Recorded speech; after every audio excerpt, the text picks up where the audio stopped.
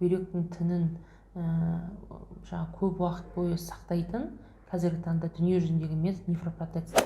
Ол жерде ол бүйректің 90%, 100% жұмыс жасап кету ықтималдығы өте жоғары. Егер бүйрек ауыратын болса, екі бірдей бүйрек солуы мүмкін. Сол себептен барлықтарыңызға қайырлы күн. Бүгінгі тақырыбымызда бүйрек жетіспеушілігі жайлы талқылайтын боламыз. Бүгінгі эфирде Назым Әділбекова, 10 жылдық стажы бар нефролог дәрігер. Назым Әділбекова, осы бүйрек жетіспеушілігі, яғни ХПН деп айтаймыз. Осы ХПН дегеніміз не? Сол жайлы айта кетсеңіз. Жалпы бүйрек жетіспеушілік ауруының 5 дәрежесі бар. Егер оны біз өз арнайы бізде арнайы калькулятор бар. Скорость глубокой фильтрации дейді. Сол арнайы креатининді қарап, науқастың ер немесе әйел адам екеніне, салмағына және креатинин мөлшеріне байланысты біз қай адамның бүйрегі қанша пайыз жұмыс жасап тұр деп соны тексере аламыз. Жалпы бірінші, екінші дәрежесі ол қалыпты.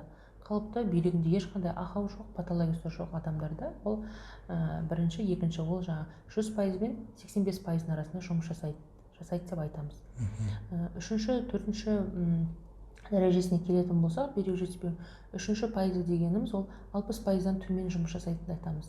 60%-дан төмен жұмыс жасағанда оны біз консервативный емдейміз, учетқа аламыз.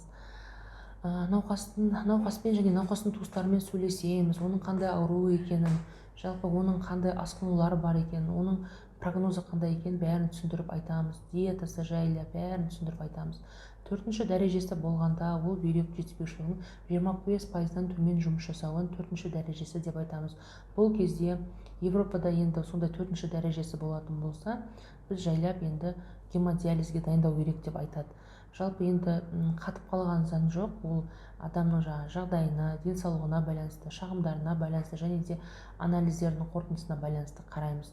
Бесінші дәрежесі дегеніміз бүйрек жетіспеушілігінің 15%-дан төмен жұмыс жасауын бесінші дәрежесі деп айтамыз.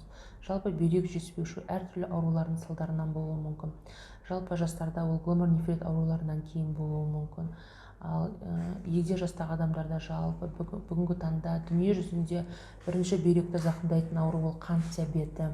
Егер науқас 10 жылдан жоғары қант диабетімен ауыратын болса, бүйрек жетіспеушілігі дамуы мүмкін.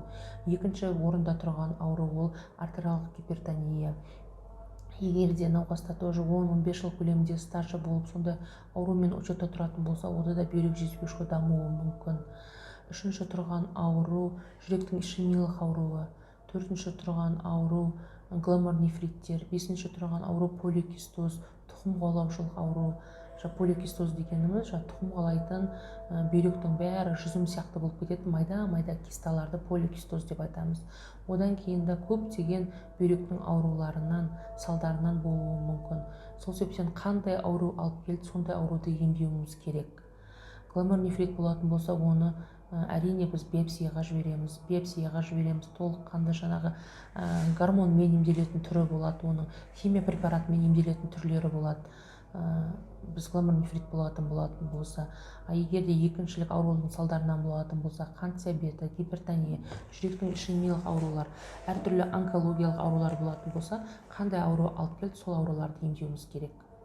Жақсы, рахмет.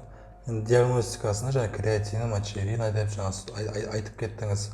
Ал бұл диагностикада анализден басқа қандай инструменталь диагностикалары бар? Жалпы анализдердің қан анализі, зәр анализі, биохимиялық анализден ферритин, фосфор, паратгормон, общий белок, альбумин, холестерин, цирреактивный белок, креатин, мочевина, мочевая кислота анализдерін аламыз. Одан кейін біз егер жастар болатын болса, онда біз системный ауруларға тексеруіміз. Системный ауру дегеніміз ревматоидный артрит, системная красная волчанка, әртүрлі шегрен аурулар, әртүрлі ауруларға тексеруіміз керек. Оны міндетті түрде тексеруіміз керек. Науқастарымызға шағымдарын сұраймыз, буындарыңыз ауыра ма, шашыңыз түсе ма, жалпы сізде оюлар бола ма деп. Егер де ол гипертониялық түрі болатын болса, міндетті түрде көзді көрсетеміз окулистқа, жүректі тексереміз, УЗИ сердце жасатамыз. Одан кейін жаңағы тромб бар ма жоқ па, біз оны коагулограмма анализін аламыз, ол жерде дизимер анализін аламыз, калий, натрий, бүйрек жетіспеушілігі болатын болса калий жоғары болуы мүмкін. Сол себептен біз калий, натрий анализдерін аламыз, коагулограмма анализін аламыз. Одан кейін компьютерный томографияға жібереміз бүйректі, аяқтардың тамырларын қараймыз, УЗД-ға жібереміз. Керек болса сосудистый хирургқа көрсетуіміз керек болады. Жалпы егерде жаңағыдай гломерулонефрит болса, міндетті түрде біз биопсияға жібереміз. Бүйректің тінін микроскоп арқылы қарау керек. Именно гломерулонефриттің қандай түрі. Жақсы, рахмет. Неге бүйрек жетіспеушілігі кезінде артериялық қысым қатты көтеріледі? Жалпы артериялық қысыммен қандай байланысы бар? Жалпы егізі бүйрек ренин, ангиотензин факторларын реттеп отырады ғой. Суды, натрийді, натрий баланстарын бәрін реттеп отырады бүйрек. Жалпы тұзды, егер бүйректе бір қандай ақау болатын болса, тұзды сақтап қалады да, сонда адамдарда не пайда болады? Ісік пайда болады аяғында. Ісік пайда болады, адам бүйрек дұрыс жұмыс істемегендіктен науқастардың зәрлері органдарға жиналады, перикардқа, жүрекке, өкпеге, ішке, қолға, аяққа жиналуы мүмкін. Сонда кіші дәретінің көлемі азайып қалады.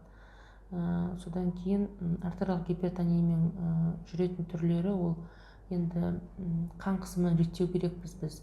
Нефропротекция дейді, бүйректің тінін көп уақыт бойы сақтайтын қазіргі таңда дүние жүзіндегі метод нефропротекция. Нефропротекция деген, егер зәр анализінде белок пайда болатын болса, сол белокты жою мақсатында біз бүйректің тінін сақтап қалуымыз керек. Нефропротекция дегеніміз біз давлениенің дәрісін беруіміз керек. Ол науқаста давление болса да, болмаса да біз нефропротекция жасауымыз керек. Если ол науқасқа созылмалы бүйрек жетіспеушілігі деген диагноз қойылса. Сол себептен енді ол жалпы давлениемен кездесетін гломерулонефриттің түрлері, ол көбінесе жастарда кездесіп, ол тез арада бүйрек жетіспеушілігіне алып келеді. Сол себептен біз жалпы гипертониялық түрінен жалпы біз қорқамыз. Ол инсультқа да алып келуі мүмкін, ол инфарктқа да алып келуі мүмкін, да, қан қысымы жоғары болғандықтан. Сол себептен біз айтамыз науқастарға, давленияларыңызды өлшетіңіздер, смат кидіртеміз, давлениесін өлшетеміз, әрнайы қолдарына бір-бір күнделік береміз, давлениесін таңертең кешке жазып отырады. Одан кейін ары қарай уже ауруханадан шыққаннан кейін емханаға, поликлиникаға уже келгенде сол мамандарға учетқа тұру керек. Учетқа тұрып, ары қарай сол ауру енді болғаннан кейін қаралып тұру керек, уақытында анализ тапсырып тұру керек, уақытында скрининг өтіп тұру керек, уақытында ауруханаға жатып тұру керек. Жақсы, рахмет. Осы гемодиализ дегеніміз не? Және бұл аппарат қалай жұмыс істейді? Гемодиализ дегеніміз бүйректің орнына жұмыс істейтін аппарат. Қанды алып, тазалап, қаннан керек емес токсиндерді алып, қайттан қанды тазалап өзіне беретін аппарат. Жалпы дүние жүзінде бауыр, жүрек, ми үшін аппарат жоқ. Тек қана бүйрек үшін ғана.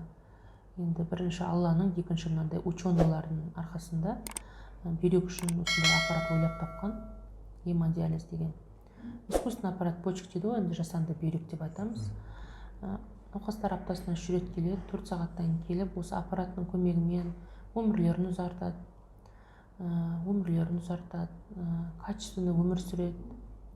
Жалпы біздің мақсат науқастарымыз качественный өмір сүру дейді ғой. Сол өмір сүру үшін біз атсалысамыз. Жалпы гемодиализ деген енді Қазақстанда тегін, Қазақстан азаматы болса тегін ала алады. Жалпы қазіргі таңда қолжетімді, қай жерге бармасын, қай елді мекенге бармасын, гемодиализ орталықтарымен қамтамасыз етілген. Ол гемодиализден ешқандай да аурулар жұқпайды. Өйткені бәрі қазіргі таңда одноразовый, бәрі науқастың көзінше ашылып, сол аппаратқа бәрі аппаратқа сол көзінше ашылып қолданылады. Сол себептен енді гемодиализ деген бүйрек үшін жұмыс істейтін аппарат болып саналады. Рахмет. Науқастар гемодиализге аптасына неше рет барады? Науқастар аптасына 3 рет барады гемодиализге, 4 сағаттан 12 сағат. Енді онда да қарау керек, егер де науқастардың жаңағы шлактары, шлак дейміз ғой, креатин мочевиналар қатты жоғары болмай, өзін жақсы сезінсе, фильтрацияның жаңағы функциясы бүйректің сақталса, дәреті шығып отыратын болса, онда 2 рет алуы да мүмкін. Қатып қалған заң жоқ. Жақсы, рахмет. Гемодиализден басқа емі бар ма? Гемодиализден басқа ем енді пересадка, ағзаны ауыстыру болып табылады. Оны қазір трансплантация почек дейміз. Қазақстанда жасайды ма? Қазақстанда бізде жасалып жатыр. 2012 жылдан бері жасалынады. Алматыда және Астанада жасалынады. Тегін жасалынатын операция болып саналады. Жалпы мәйіттік пересадка, тін ауыстыру бар, және де өзінің жақын туыстарынан алу. От живого донора дейді ғой, солай 2 түрде жасалынады. Ал жаңа туыстарынан алған бүйректі жаңа ағза қабылдайды ма? Жалпы енді оны нефрологтар айналыспайды, енді трансплантациямен, онымен негізі айналысатын трансплантологтар. Жалпы ол анализге, ол операцияға баратын кезде науқастар 100% барлық обследованиядан өтеді, толығымен 100% обследованиядан өтеді. Жаңа шашқа дейін, тырнаққа дейін, тіске дейін тексеріледі, мамандардан өтеді. Сосын енді ол науқастар өздері қан жүйесі бойынша барлық жаңағы сәйкес келу керек қой, 100%, 90% сәйкес келеді. Сәйкес келген жағдайда трансплантологтар егер де рұқсат берсе, бүйректі ауыстырады. Туысқандары, туғандары, бауырлары, бірге туғандары береді. Жақсы, рахмет. Ал танымайтын адамнан онда ұқсас бүйрек табу өте қиын деп ойлаймын. Жалпы бізде Қазақстанда заң бар, бізде бүйрек сатылмайды, сатып алынбайды. Егер сататын болса, сатып алынатын болса, заң жүзінде ол адамдар қудаланады. Жалпы бізде барлығы ашық қазіргі таңда. Ол былай айтқанда, жаңағы туыстық бүйрек деген ол жерде енді бірге туған бауырлар мысалы көбінесе беретін болса, ол жерде ол бүйректің 90%, 100% жұмыс жасап кету ықтималдығы өте жоғары. Мәйіттік деген енді бір науқас қайтыс болып, туысқандар рұқсат берсе, онда жаңағы трупный пересадкамен айналысатын, мәйіттік жаңағы пересадкамен айналысатын бізде дәрігерлер бар, өзі арнайы топ құрылған. Солар барып, түсіндіріп, сөйлесіп, сосын ары қарай өздері операцияға алады. Жалпы біз нефрологтар енді біз пересадка жайлы айтамыз, мәйіттік пересадка жайлы айтамыз. Мақсат барлық адам диализде өмір бойы диализдің соңына дейін қалу емес. Қазір біз енді егеменді елміз, бәрінің көзі ашық, барлығы качественный өмір сүргісі келеді. Әйел адамдар босанғысы келеді, бала сүйгісі келеді, ана болғысы келеді. Бізде қазір бүйрек ауыстырған науқастардың арасында босанғанын келіншектер бар. Диализ алып жатқан науқастардың арасында диализ алып жүріп босанған келіншектер бар. Сол себептен енді болашақта да бұл дами береді деп ойлаймын. Енді ауырып жол іздегенше ауырмайтын жол іздеу керек қой жалпы. Осы ойлаймын енді науқастар, дәрігерлер бәрі бірігіп жұмыс жасап, профилактика жасап, алдын ала маманның кеңесіне жіберетін болса, асқынулар болмайды деп ойлаймын. Жаңа мәйіттен алады дедіңіз ғой. Сол мәйіттен қанша уақыттың ішінде алып үлгеру керек бүйректі, өліп қалмағанша? 1 тәуліктің ішінде ғой, олар 1 тәуліктің ішінде. Енді ол мысалы науқас Алматыда болуы мүмкін, бүйрек немесе басқа ағзаларда Ақтөбеде пайда болуы мүмкін. Оны самолетпен арнайы топ алып келіп, сосын жаңа бізде хирургтар енді бригада дейді, бригадалар күтіп отырады. Солар операцияға дайындап, науқасқа звондайды. Бізде өзі Қазақстанда не бар? Қазақстанда бізде база бар. Базада кім қандай ағзаға мұқтаж, осы диализ алып жатқан пациенттер, болмаса жаңа жүрек, болмаса бауыр, костный мозг дейміз ғой. Соның өзінің базасы болады. Сол базада олардың иіндері, қан топтары, туысының телефондары, адрестері бәрі орналасқан. Қай қаладан егер де сондай бүйрек табылып жатса, оларға міндетті түрде қоңырау шалады. Қоңырау шалып, осындай табылды деп айтады. Егер де науқас келісім берсе, онда операция жасайды. Жақсы, рахмет. Бұл жағдайға жеткізбеу үшін қандай кеңестеріңізді берер едіңіз? Бұндай жағдайға жеткізбеу үшін кем дегенде жылына бір рет нефрологтың кеңесіне келіп тұру керек. Егер ол елді мекенде тұратын болса, жаңа облыста болады нефрологтар. Болмаса терапевтке келіп өзінің шағымдарын айту керек. Егер де оның жаңағыдай фоновое заболевание дейміз ғой, фондық аурулары, қант диабеті, гипертония, жүректің ишемиялық аурулары, онкология және көптеген операцияда мысалы бізде наркоз береді, контраст салады, мысалы жаңағыдай компьютермен томография жасаймыз, контраст. Содан кейін де көп науқастардың кіші дәрет азайып қалуы мүмкін. Ол кезде де біз арнайы нефрологқа кеңесіне келу керек деп айтамыз. Содан кейін жаңағы бет алды жаңағыдай дәрі-дәрмектер қолданады қазіргі таңда, мысалы жаңағы аурусизм базатын, кетонал, баралгин, спазмалгон деген дәрілерді көп қолданады шектен тыс. Олар да бүйрекке мысалы токсикалық әсер етуі мүмкін. Және де жаңағы диэзи, горилла деген алкогольді шамадан тыс ішуі мүмкін.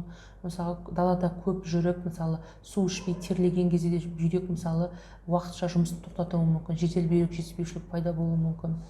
Көбінесе қан жоғалтқаннан кейін де мысалы бүйрек жаңағы жедел бүйрек жетіспеушілігі дамуы мүмкін. Өйткені организмде жаңағы ОЦК дейміз ғой, сол төмендеп кетуі мүмкін да, жаңағы сұйықтықтың мөлшері. Одан кейін әртүрлі арықтататын себебі белгісіз жаңағыдай Қазақстанда енгізілмеген дәрі-дәрмектер ішіп та бүйректің жұмысын нашарлатуға болады, нашарлап қалуы мүмкін.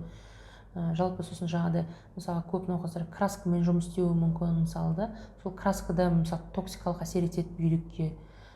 Жалпы қазіргі таңда одан кейін жаңағы бір-екі антибиотиктар бар, мысалы амикацин, гентамицин деген антибиотиктарды шамадан тыс көп қолданса, олар да бүйрекке токсикалық әсер етуі мүмкін.